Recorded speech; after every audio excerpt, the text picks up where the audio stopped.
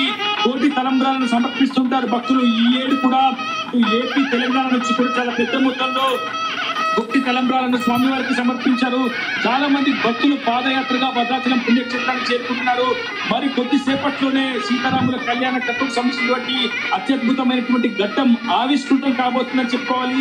శ్రీరామదాసు స్వయంగా చేసినటువంటి ఆభరణాలను సీతమ్మ తల్లికి రామయ్య తండ్రికి అందించబోతున్నారు.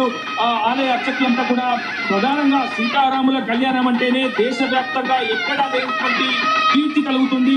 ఏకపత్ని వ్రతుడుగా, ధర్మ రక్షకుడుగా, ధర్మ సంరక్షకుడుగా, ధర్మాన్ని నిలిపిన వ్యక్తిగా సీతారాములకు చాలా అద్భుతమైనటువంటి పేరు ఉంది. సో రాముడి కళ్యాణం అంటేనే అత్యంత కనుల విందుగా సాగుతుంది. భక్తుల పెళ్లి పెద్దలుగా జరిపే ఈ కళ్యాణ క్రతువుకు కనులారా వీక్షించాలని చాలా మందిగా భక్తులు పోటీ పడుతుంటారు. కానీ చాలా స్పష్టంగా చెప్తుంది. ప్రసార మాధ్యమాల్లో వీక్షించేందుకు అన్ని ఏర్పాట్లు చేస్తున్నామని ప్రతి ఒక్కరు కూడా ఇంట్లోనే రాముల వారి కళ్యాణాన్ని వీక్షించేలా పుస్తకాలు ఏర్పాటు చేశామని చెప్తుంది.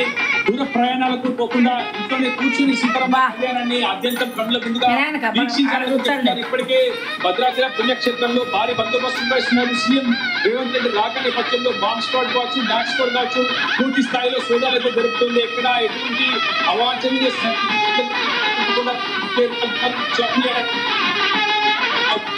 సౌకర్యం కావచ్చు, పూర్తి స్థాయిలో కూలర్లు కావచ్చు,